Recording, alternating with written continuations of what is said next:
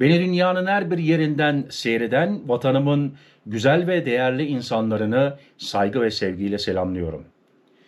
Değerli seyirciler, bir söz vardır, ömür biter yol bitmez diye, ama bana sorarsanız ömür biter, banka, emekli ve olan zamların haberleri galiba bitmez. Ömür biter, bu haberler bitmez. Bugünkü haberimiz gene Türkiye'den, bankalardan geliyor. Bakın neler düşünülüyor. Şubat ayında neler olabilir, Mart ayında neler olabilir, ekonomi nereye gidiyor, Türkiye Cumhuriyet Merkez Bankası ne düşünüyor, ne yapılabilir, bütün bilgiler bu videoda. Sonuna kadar izleyin. Beni beğenirseniz, bir like verirseniz, abone olmadıysanız, sizler de ailemize katılırsanız ben Murat Bozdoğan gurur duyarım ve şimdiden hepinize teşekkür ediyorum. Bankada parası olanlar dikkat. Mevduat hesaplarında dengeler değişti, faizler yön değiştirdi. Değerli seyirciler, Türkiye'de bankada hesabınız, paranız varsa, yatırım yapmak istiyorsanız ileride bu videoyu sonuna kadar izlerseniz çok bilgiler almış olacaksınız. Vadeli mevduat hesabı olanlar banka faizlerini yakından takip ediyor. Son yıllarda faizlerdeki artış nedeniyle pek çok kişi diğer yatırım araçlarından çektiği parasını mevduatta değerlendiriyordu. Ancak banka faiz oranlarında dengeler değişiyor. Oklar aşağıyı gösteriyor. Uzmanlar yatırımcıyı uyarıyor. Merkez Bankası'nın Aralık ayı sonrası itibarıyla art arda faiz indirimlerine gitmesiyle birlikte bankalarda faiz oranları değişim göstermeye başladı. Pek çok bankada mevduata verilen faiz oranları aşağı yönlü revize edildi. Geçtiğimiz dönemlerde bankalar daha yüksek meblağı bünyelerine çekebilmek amacıyla mevduata yatırılan yüksek tutara daha fazla faiz verirken düşük meblağa daha az faiz ödemesi yapıyordu. Ancak son oranlara bakıldığında tablonun terse döndüğü gözleniyor. Bir bankada 100.000 TL için verilen faizin %50, dikkat, 100.000 TL, 1 milyon TL için ödenen faizin %49,5, yani 0,5 bir fark var. Gerilemesi dikkat çekti. 100.000 TL ile 32 günde kaç para kazanacaksınız? Ona da hemen geliyorum değerli seyirciler. Peki bankalar düşük tutarlara neden yüksek faiz vermeye başladı? Şu anda faize yatırım yapan ne kadar kazanıyor? Mart sonrası içinde faizde öngörüler neler? Mevduatta getiriler hala cazip mi? Konuyla ilgili tüm merak edilenleri 3. Göz danışmanlık kurucusu Hikmet Baydar ile ekonomist Muhammed Bayram milliyet.com.tr'ye değerlendirdi. Düşük meblağa yüksek faizin sebebi belli oldu. Hikmet Baydar'ın açıklamaları şu şekilde. Önceki dönemde bankalar yüksek meblağlara özel ve yüksek faiz öderken düşük meblağlara da çok düşük faiz veriyorlardı. Ancak yatırım fonlarından likit fonlar mevduata ciddi bir rakip olarak ortaya çıktığı için getiriyi yeterli bulmayan küçük tasarruf sahibi likit yatırım fonlarına dönmeye başladı. Bu durum bankadan para çıkışı anlamına gelmektedir. Çünkü fonlar ayrı bir tüzel kişiliktir. Fon alanlar yatırdıkları paralarla bu fonun katılım belgesini alıyorlar.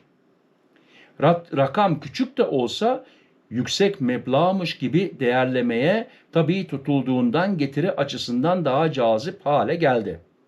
İşte bu çıkışı durdurmak isteyen bankalar küçük mevduata verdikleri getirileri de yükseltmek zorunda kalıyorlar.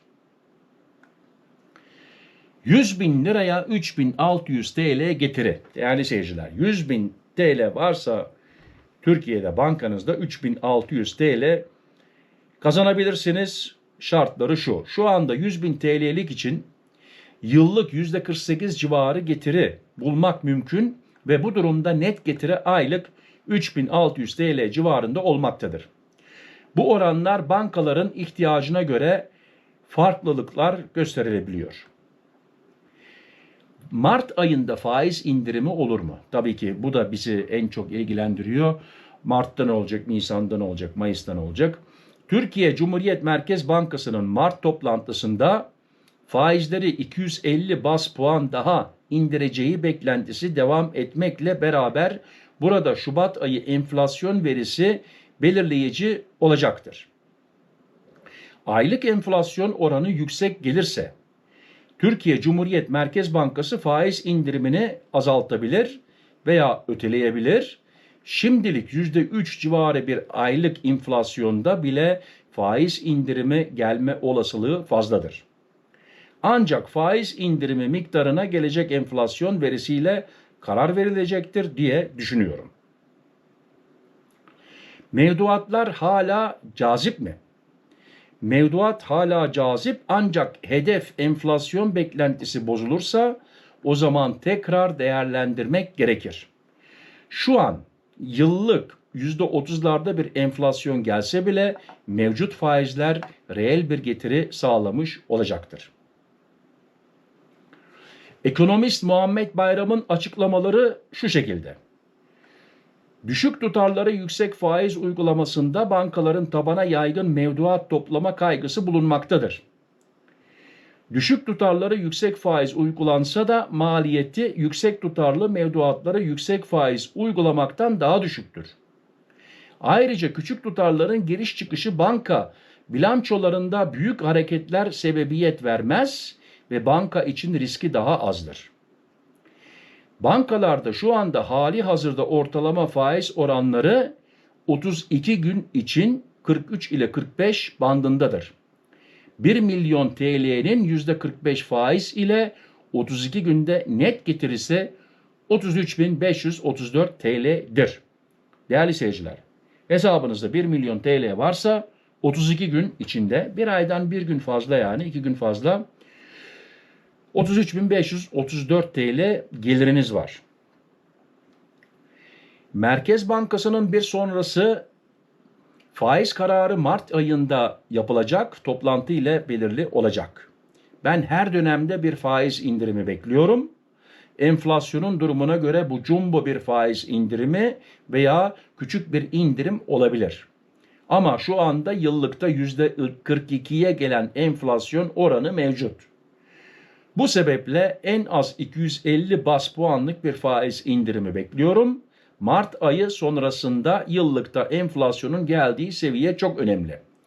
Yıllık enflasyonunun biraz üzerinde faiz oranıyla yılı tamamlarız diye düşünüyorum. Mevduatta getiri hala cazip çünkü 1 milyon TL için 32 günde %45'e kadar varan faiz oranında paranızı değerlendiriyorsunuz.